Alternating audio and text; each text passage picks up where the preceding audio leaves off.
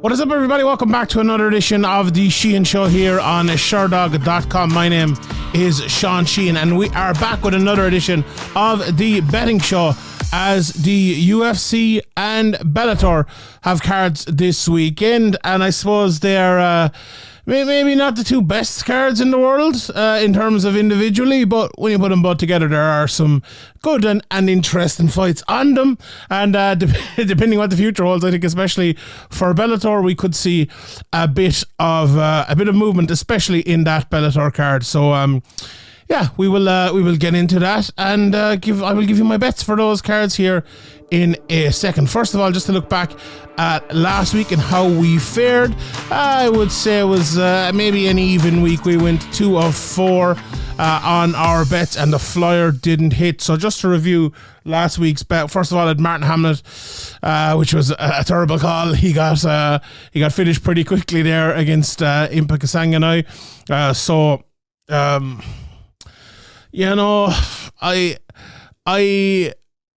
when reviewing that bet, I'm thinking like I think I had what I thought was going to happen right, but it just maybe didn't get long enough for it to happen. You know, and I think I said it last week. There's always the possibility that, you know, he gets caught against a guy like Impa Kasanganai, and you know, I was even saying, like, we look at him maybe too much as a striker, because can he fight?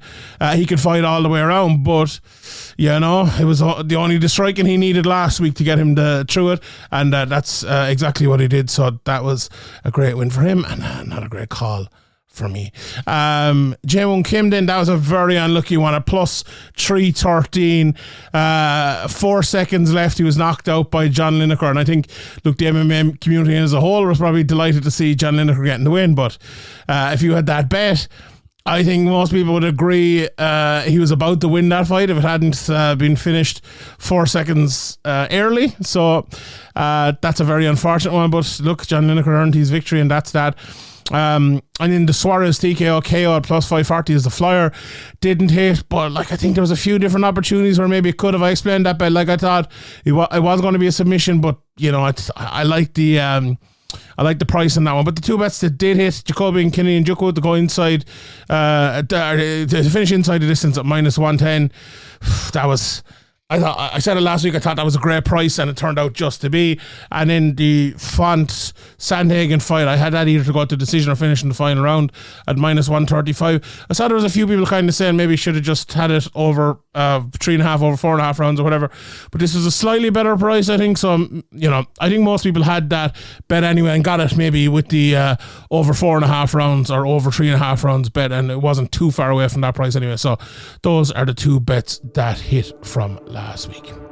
All right, let's get to next week and have a look at what's in store. I'm going to start off with a couple of Bellator fights, and there's two bets I'm giving this week that are relatively short prices, but I do think they are good value in that. And the first one here is one of them, and I'm going to go with Logan Storley at minus 333. I see him in some places here, he's minus 310, so you might get him a little bit closer, right? So this is not as I said, this is not the biggest price ever, but I do think he has probably a minus 600, minus 700 chance of winning this fight, if you get me. I think this fight is way wider than this shows. I have great respect for Brennan Ward. I think he's been a great fighter down through the years, and his win over Sabah Hamasi showed that he can still hang with the guys who are right up there towards the top of the division in Bellator. But I think you reach another level when you reach the likes of Logan Storley and when you reach the likes of Amasov. Now, we saw Amasov as even another level above Storley when they fought last time, and the first time they fought, they were very close. So we can, take what you want from that, I suppose. But I just think, even though Brendan Ward can wrestle and he can do it all, I just think Storley's wrestling is going to be a little bit too much for him. I think he's going to be able to take him down once early, and then I think if he can survive that, I think he's going to be able to take him down multiple times. And I think the biggest issue here for Brendan Ward is I think Storley will have looked back at his last couple of fights, and even the win against MVP, and kind of say to himself, right, I struggle there to land enough shots and to put enough damage on if I'm going to get another shot here. And we never know what's going on. Like, you never know. We still don't know what's going on with Bellator and all that. They have at least one more card announced since I did my preview, Bellator 300, so I suppose we'll see in that. But he needs to make a statement here. You know, he really does. I think all these lads, you could say all these lads might be fighting for their jobs here. We just don't know. We just don't know that situation. So if you're Logan Storley here, I think what you have to do is you have to take Brendan Ward down early and often and beat him up on the ground. And I think that is the best Logan Storley. I think if he's almost forced into doing that by circumstance, I think it actually benefits him. The worst thing for Logan Storley almost is a fight that, you know, you have to just get over and get the W. I don't know, he's one of these guys who has all the quality, but maybe sometimes he would coast a little bit. Now, maybe that's a little bit unfair, but after watching that MVP fight, I don't think, you know, that's a fight he should have been winning 50-45 all day, but I thought he lost it, you know, and I think a lot of people thought he lost it as well. And it's not that it's a similar sort of fight here, but like MVP is hard to take down. People might think just because he throws flashy strikes and all that, he isn't, but he is. He absolutely, without a shadow of a doubt, is.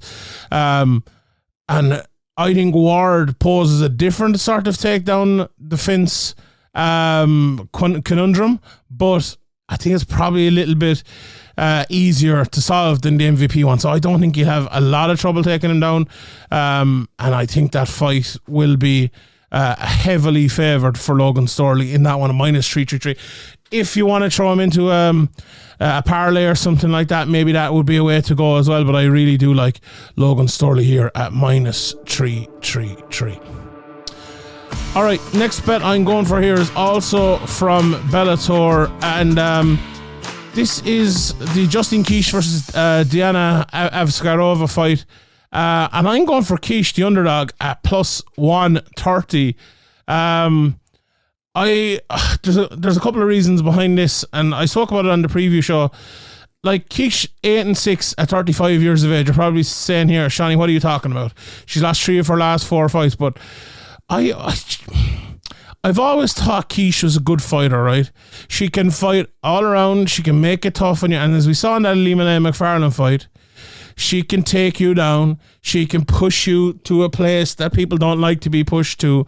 And, you know, you see her last 4 fights all went to a decision. Even the one before that, she lost it, but it was with 1 minute left in the 3rd round. And then there was a lot of decisions before that as well. Like, she's only been finished once in her career, is that correct? Yeah, once in her career is all she's been finished. You know, she is one of these people that it's very hard to get out of there, and she'll still be there at the very end of the fight. And I think if you're Dana Avsaragova, I don't think you've met that before. You know, Alejandra Lara is a good fighter, but I don't think she brings what Kish brings. And all the rest of her opponents, I don't think they do either. I think, look, I'm going very wrestle heavy in my picks this week, and I'm usually the opposite, to be honest, but I think Kish will wrestle her and wrestle her and wrestle her. You know, Diana is a good striker. She's not the biggest finisher or anything in the world. 1 knockout and 1 submission in 6 fights. And I just like, I haven't watched them, right?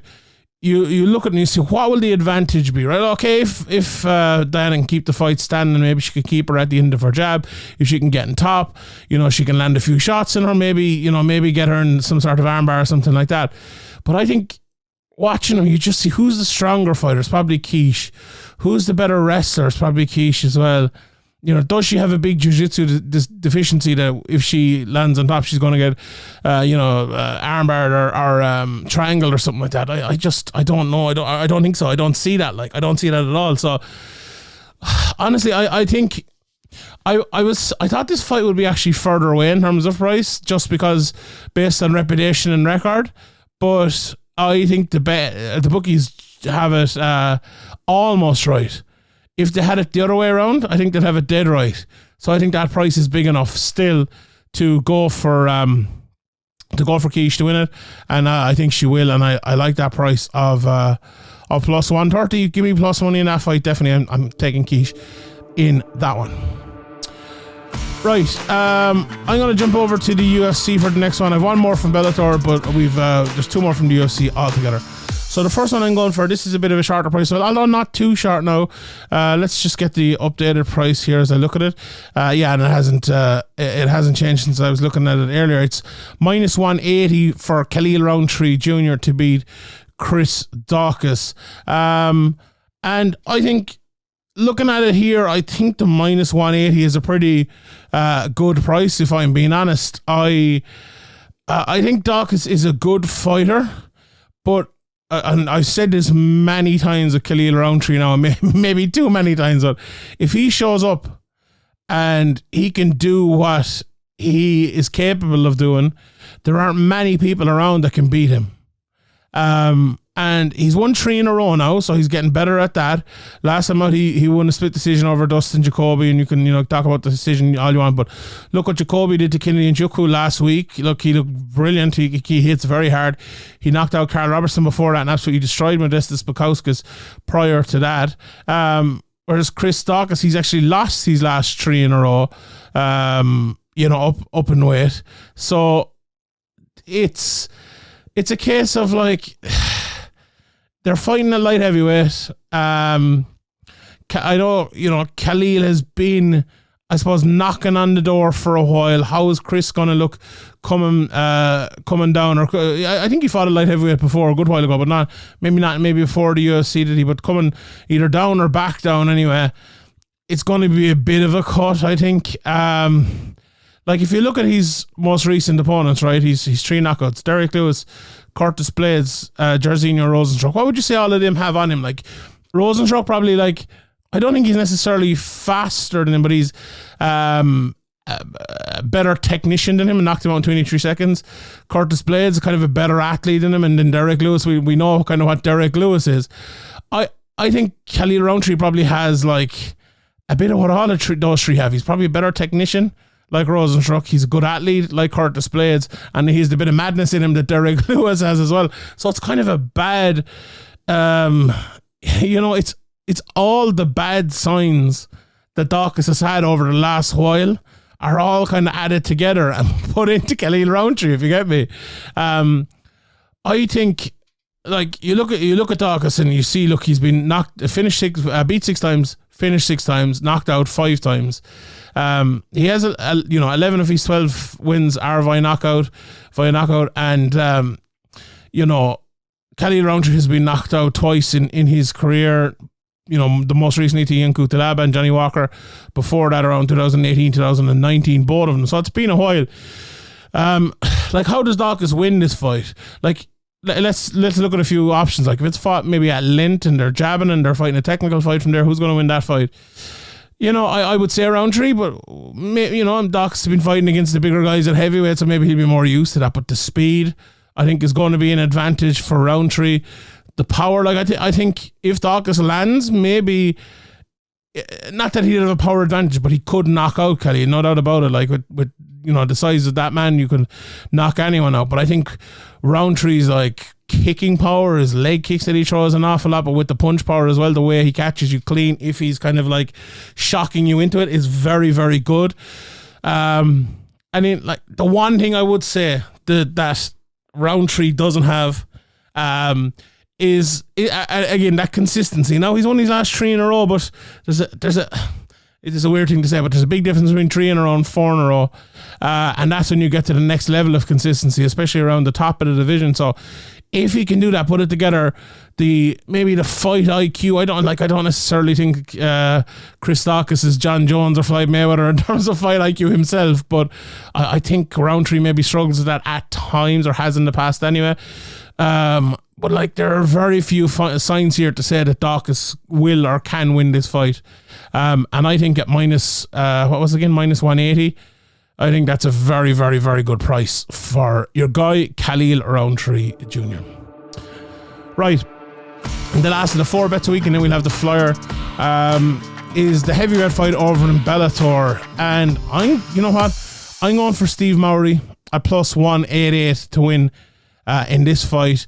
The reason I'm going for this is I think the line has switched because of their recent results. So they fought, when was it? Back in 2022, August of last year. So, well, the 12th of August. Is it the exact same day last year? Let me just see. This is the 11th. Yeah, so almost a year to the day since their last fight, and they've both had one fight since. And it's funny, I said, the line has changed because of their performances. And Vassell was the one who knocked out Moldavsky, and Mowry went to a decision, right? And drew with Ali Isaev, who's a very good fighter. Now, people probably look at the Vassell fight and go, Moldavsky was winning that, and he came back, and Vassell landed, the big shot and was able to finish him. And absolutely, it's like you can kind of write that off almost. But Mowry maybe is a guy who had only 10 fights coming into it. He's 10-0-1 and 1 no contest now. So he did 10 fights coming into the first fight, and obviously landed no contest. And in the draw, like we hadn't seen much of him. Like he'd beat Raheem Cleveland pretty handily. All of his fights apart from 3 were finished in the first round, and all of them were finishes. He's never gone to a decision apart from that one fight. So I think when that happened, maybe we saw a part of him that we'd never seen before. And what was that part? It was him kind of gassing in the third round and having a big issue after winning the first 2. And Moldavsky, the way he fights is basically to... Let me just... I'll tell you his record, and that's exactly how he fights. 11 wins, 3 losses, and in that 13 fights, he has had 9 decisions. And that is... in the 14 fights, even 9 decisions. That is a lot for a heavyweight. He fights the kind of the controlled outside game, and not necessarily even an outside game, just kind of like a technical, tactical game. He will keep you at the end of his jab, but he will kind of move around and be more athletic than you as a heavyweight. Look, we didn't see too much of the first fight, so there's really nothing to go off of here. But the reason I'm going for Mowry is this. I think people are looking at him based on that fight rather than based on the rest of his other fights. Like, he's a really good athlete. He hits very hard. He's very big, very hard to get inside on, but also very hard to kind of beat from the outside or kind of maneuver around on the outside like Moldavsky will want to do. Like, and outside is probably a bad word. I wouldn't call Moldavsky an outside fighter. He's more like that kind of distance between the outside and the pocket, if you want to get me. Like he's not getting into brawls. He's not Wonderboy lads, but he's kind of in that mid distance. A little bit like Nimkov in a lot of his fights. Not the last one now per se, but he fights that sort of style, and he picks you off and picks you off and picks you off, and he's very, very good at it. But to do that against a guy like Steve Mowry, like it's 6'1" versus, let me just see Mowry's height, 6'8". That's a big, big difference there, like a massive difference. And I think Mowry, like, can land those shots inside. Like, let's remember as well, Valentin Moldavsky has just been knocked out. Well, I suppose it's, 4 or 5 months ago, or 5 months ago now. Still, it's a while, but like, still, it's not that long. And are there pieces there that Mowry could see and that his camp could see? He's with a very good camp in Kilcliff FC, arguably the best camp in the world. I think there are probably things that they can see. And openings there against a guy like Moldavsky, who has, he doesn't have that many fights, but he's a lot of tape on him considering how many decisions he went to. Like, if you look at his fights before the last 2, 5 rounds, 5 rounds, 3 rounds, 3 rounds, 3 rounds, 3 rounds. There's a lot of tape on him, like loads of tape on him compared to Mowry as well, especially. Here's what I think will happen, and it's the reason I'm picking Mowry is because of the first part of this, right? I think Mowry will try to land those big shots. He will try to throw his straight down through the middle. He will try to throw that head kick. He will try to throw those big long leg kicks. I think he'll have a lot of variety early, right? Now, if that doesn't work, I think he could struggle late. So this is one of these fights, like if you're betting live and Mowry's maybe a round up or 2 rounds up, and Moldavsky's still there, it wouldn't be beyond the realms of possibility that Moldavsky wins it. But what I'm banking on here, the reason I'm picking Mowry is maybe he'll be able to get him out of there early. And I think Mowry, I thought this for a while, and I like betting on these sort of fights, right? Because a guy is just coming off of a bad result and people have kind of forgotten what he's good at. But like, I would choose to remember what he's good at, you know? And let's say the loss will have done him good, then he can have gone to like a next level. So I'm picking Mowry because of that. And I'm picking Mowry because I think Moldavsky could struggle with the style. And I think if he does struggle with the style early, Mowry has the ability to land the big shots and get him out of there. So that's the reason I'm going for Mowry in this one.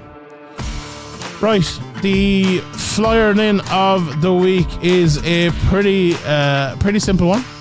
And that is Rafael dos Anjos to win by knockout at plus 700. Now, again, this is a flyer. Is it the most likely outcome of victory? Maybe not, but maybe as well at the same stage. Like, I think most people would say, Shawnee, dos Anjos hasn't exactly been, he hasn't exactly ever been the type of guy who's sparking lads out of there, and especially maybe not early. You know, his recent finishes have almost all been submissions and things like that, and even then he's been losing a lot of fights early as well. And that is all true. That is all true, right? But here we go. Here is the crux of, I suppose, the flyer. And Vicente Luque has 9 losses and 1 via knockout, right? And that was in his last fight.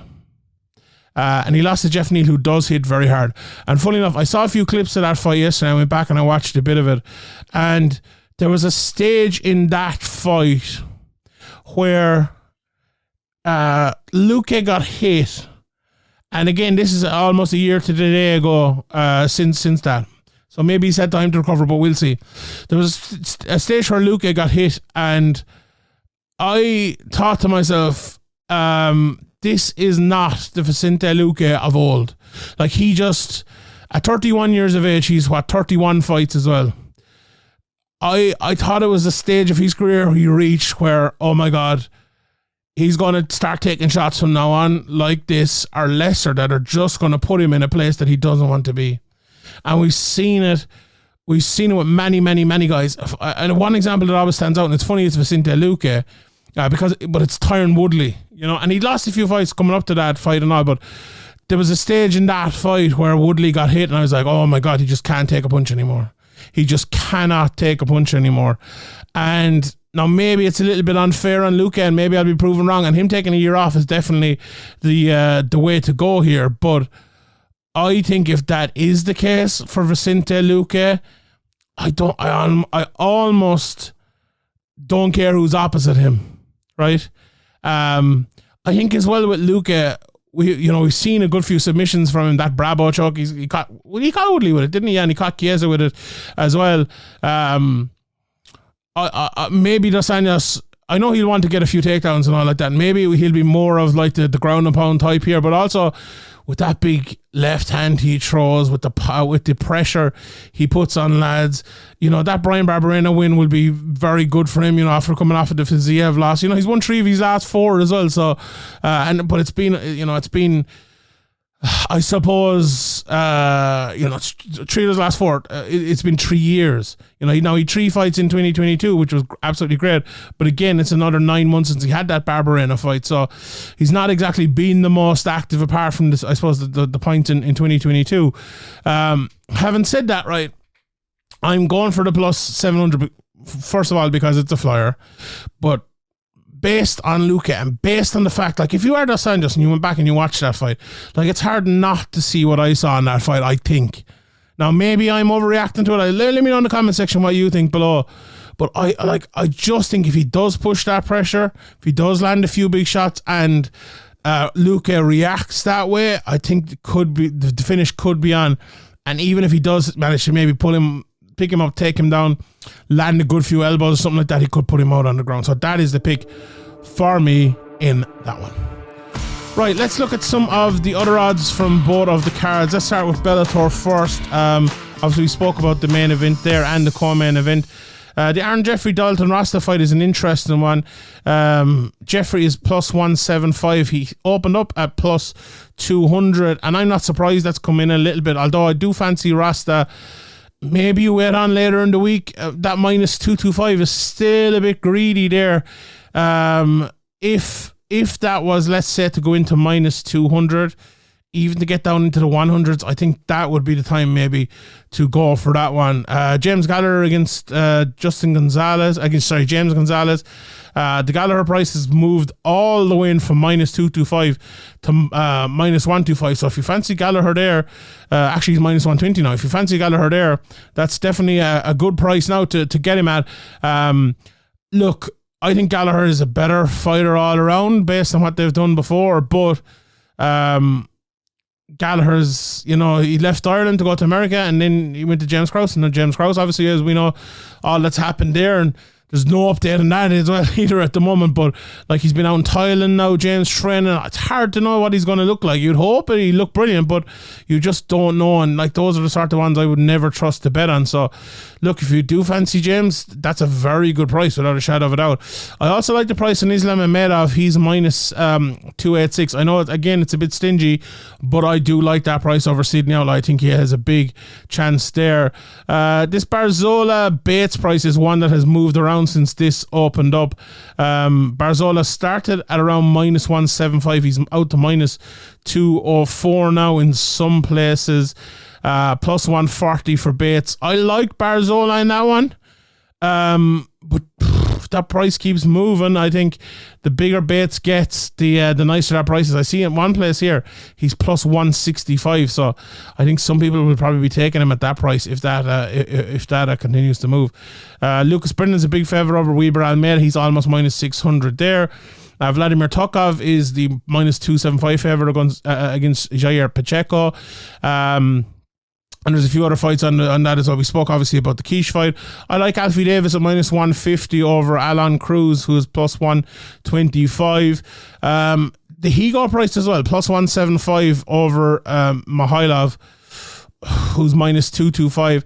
I thought Mihailov was an absolute killer when he came in, but his last couple, I'm not too sure after those performances. So keep a look at that one, I suppose. Jordan Oliver then as well, the new wrestler coming in. He's a big minus 1,000 favourite. Right, in the UFC, the Sanya straight up price is minus 125, plus 100. I think that's, again, way too close. I fancy Dos Anjos there. We talked about the knockout, but what about the submission for Dos Anjos? It's plus 450. You know what? I got a bit greedy, maybe going for the plus 700, plus 750. It is in one place there actually now. Maybe I got a little bit greedy, but that submission price is not bad either. I think I'd have a little bit of a sneaky bet on that. I like some of the unders here as well. Under 3.5 rounds is minus 104. I do like that. Cub Swanson and Hakeem Dawodu. Cub is plus 175, minus 225 for Dawodu. I do like that price on Dawodu. I always look at the price when it's Cub Swanson for the submission. Now, Dawodu isn't exactly a submission artist or anything like that, but he's plus 1,600. Like, almost all of Cub's losses in his career have been by submission, up until recently anyway. So I think that plus 1,600 is not a bad old bet at all, even though, like, Dawodu isn't exactly the jiu-jitsu artist.